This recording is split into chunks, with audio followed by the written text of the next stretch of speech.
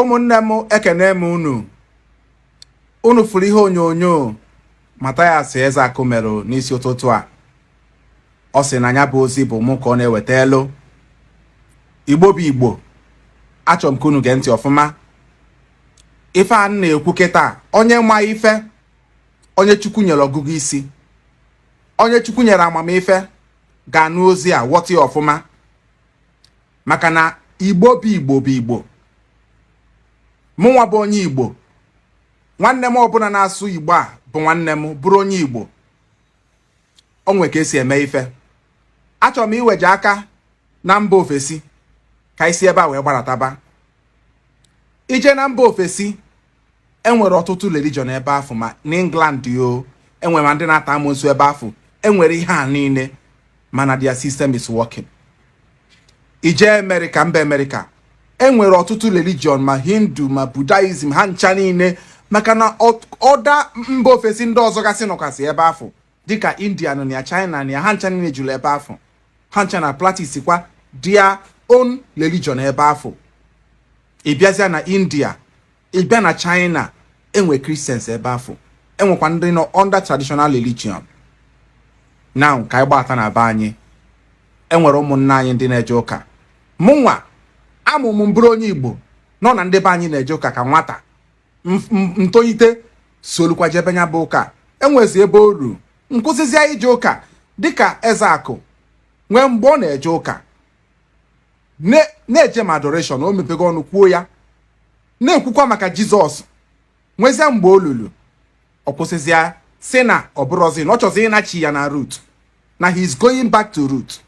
Now anyị anatago back to root, anyị amanatazi back to root. Chezozia na ụmụnna anyị ndị nke ni bụkwa ndị Christian ka bụ ndị Igbo. If you want to address them with respect. Onwe ihe ọbụla bụ correction echi nyefa, give it to them. Every living being on earth nwere that freedom of worship. Imanji maka na ịbụzi onye ọdịnala, ịkparịbazia nwanne gị ma echetabe ihe ochie, o ji bụ na ha mekwa ndị nna nna anyị fa, o ji bụ na ha mekwa enu, ma na ọ bụrụ ya bụ ọganilu. Ife bụ ọganiru bụ na mpụta n'ilu akwụkwọ si ụmụnne m na o nwere plan anyị ji maka ọdịmma ndị Igbo niile. Ihe abụọzi gbasalụ ọdịnala si ụka si nọ, kedụzi projekti anyị ji n'aka anyị ga-eji chịkọta ụmụnna anyị niile ọnụ, ebe anyị malụgo nọ gọọmenti bụ nsogbu. Maka emerenu emere na gọọmenti ka a na-akpa afa na ihe a niile anyị kwesịrị inwe na iche na mba ofesi dịka mba ọzọ gasị na their system is working. Now our system is not working. Mana anyị nwa individually nwere nke anyị ga-emenwu ka anyị wepụta project. Ọ bụrụzi ikwu n'ọnụ, ọ bụrụzi iti mkpu, no practical project. Na anyị chọziri ịlụ company, na anyị chọọ ịlụ ebe a na-akwa akwa, na anyị chọọ ebe a na-amụ aka ọrụ dị otu a, mekanik, ka eti ibezi ụmụnna anyị n'ọrụ, ka ndị na-enwere ọrụ nwa ọrụ, ụmụnna anyị na-agba ashawo ka ha gbadebe ashawo. Ihe a bụzi the practical project anyị kwesịrị iti aka na ya. Anyị ekwugo okwu enough, anyị akọgogonogo akọ enough. Now is time to put it to practice. Ịmana adreesị ụmụnne gị esefa na ha bụ ụmụ atụrụ Jizọs. All these things adịrọ mma. Enwere ike ụfọdụ asị gịnị na ọ kwesịrị ịbụ by force. Ị na-afọsụ onye si gị na ebe a bụ belief ya, ị na-afọsụ ya ka o kwete na nke gị. You can teach somebody, ị ga-akụzi nwuru mmadụ ihe, educate that person or whatever where you are coming from. Dịka gbasara nwanne anyị nwoke bụ Pope nwụrụ anwụ, a ga-eji nwe ya kụzie ihe. Ụmụnne m na ọ pụkwa na ife a na-ekwu maka ya. Unu afụgo n'ihe mee nwanne anyị nwoke na ọ dị nnukwute mkpa mmadụ izo onwe ya, dịka ịdị conscious of what you are doing. Otu anyị bụ mmadụ, ị mara amarụ na onye ọbụla na-aba mmiri kwesịrị iyi life jacket. Adị ama ama ịkọwara nwanne gị ife, humbly kọwara ya ife. We can go into history. Mmadụ one bụ ndị Igbo ma ihe gbasara alụfa. We don't know anything about ourselves. Anyị ama nọ na-akọ maka ndị ọzọ, mana o nwere ihe anyị nwa bụ ndị Igbo ma maka gbasara onwe anyị. Anyị anata bido from history, bịa from ground, meet be ndị okenye. Mmadụ ada amasị ihe niile, ha ebido educate be anyị, kọwara anyị our history ka aka nwee ndị ka dị ndụ fa ebleki bere anya down. Ndị Nsụka na-abefa mara ihe gbasara onwe fa. We start talking about it. Mụọ bụ onye agụrụ na agụrụ. Ndị Enugu ejebe Enugu, ndị Igbo ejebe Imo, ajụtabagasi ese mara ebe anyị si enwe nsogbu. Enwe every right ịpụtara ilu akwụkwọ, onwe ihe ịfụkasị na-adịrọ mma, you can talk about it. N'ifu na ihe adịrọ mma, you can speak about it. Abịa n'ihe gbasara spiritual attack, enwe spiritual attack. Enwe difference between na isi na believe ihe dị otu a, man that does not mean ihe adịghị exist.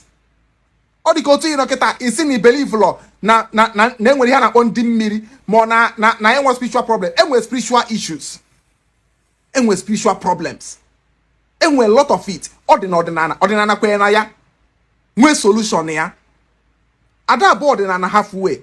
Ịma mbụ physical ọdịnala without the spirituality, maka na ebe a ka ọdịnala dị. All the spiritual aspect of ọdịnala bụ ebe ọ dị. Enwe ife ndị Igbo bụ true afa ka ha si nwesịa discoveries ya, mara how to fix it. Ndị Igbo true afa ka ha si wee bie ọtụtụ ndụ ha biri, mmarụ ka esi emegasị ụmụ ife ụfọdụ ha na-amagasịrọ. Mmadụ ama na-akpọ Chukwu okike abịa ama chezọzịa na Chukwu okike a na-ekwu maka ya na mmụọ na ọ bụrụ mmadụ.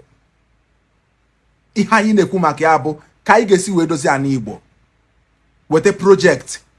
Anyị nwa bụ ndị Igbo ga-akwado ya, ndị abụkwa ndị Kristian ga-akwado ya, manụ maka ọdịmma ndị Igbo. Onye ju n'ọma nkwado ya ọ dịla onye afọ, mana ndị ga-akwado ya lilu nne. Cheta mgbe anyị bidoro Igbo Love Themselves Charity Foundation, kedu ndị na-support ya, kedu ndị na-akwado ya?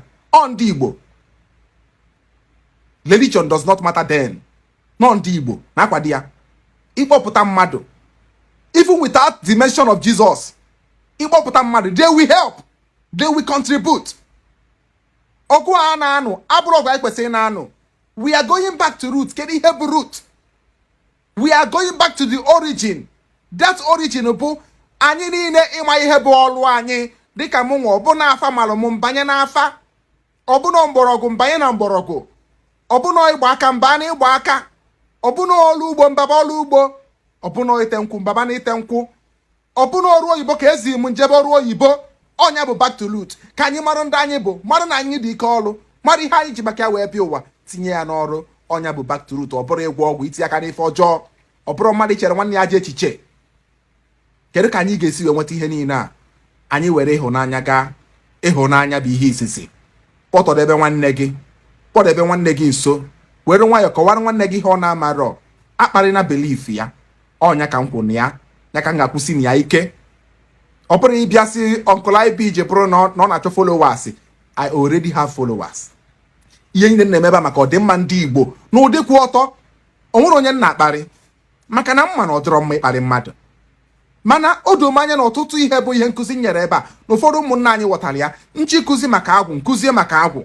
Enwe ọtụtụ ụmụnna anyị ghọtara ihe bụ agwụ. Nchịkụzi maka chi, nkụzie maka chi. Nchịkụzi maka afa, nkụzie maka afa.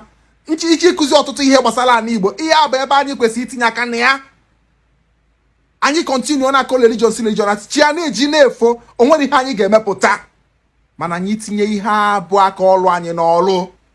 Dịka China na mba ọzọ gasị, anyị enweta ihe anyị na-achọ. Nya Hyundai n'ọlụ, ha bịa ọlụ n'ụtụtụ, ha lapụ moto ha ga-alụ, kọọ maka Jizọs, kọọ maka religion, lapụ ihe ha kwesị invent, lapụ ya kwesị create. Ọ ihe a ka anyị ga-eji wee zụọ ụmụaka. Ihe anyị kwesịrị na-akụzi bụ maka ọdịmma ndị Igbo. Ebe ọbụla gị bụ onye Igbo nọ, biko agbazina nwanne gị mgba na ị bụrụ a Christian, nwanne gị ka bụ Christian. Come closer to your brother. Anyị ncha niile ka bụ nwanne. Ka anyị focus na that one project ya bụ kedu ka anyị ga-esi dozie ana Igbo. Ana Igbo, anyị ncha niile bụ ndị Igbo. Ka religion ya niile separate anyị, ka anyị ma na anyị ncha niile bụ nwanne. Ọ bụ na anyị eme otu a, ị mara na udo ga-eso anyị. Maka na ebe udo na-adị, ebe afọ ka ọganilu na-adị. Ọ gwụsịkwa ka ọra n'ọnụ. Nsi ụmụnne m, daalụnụ.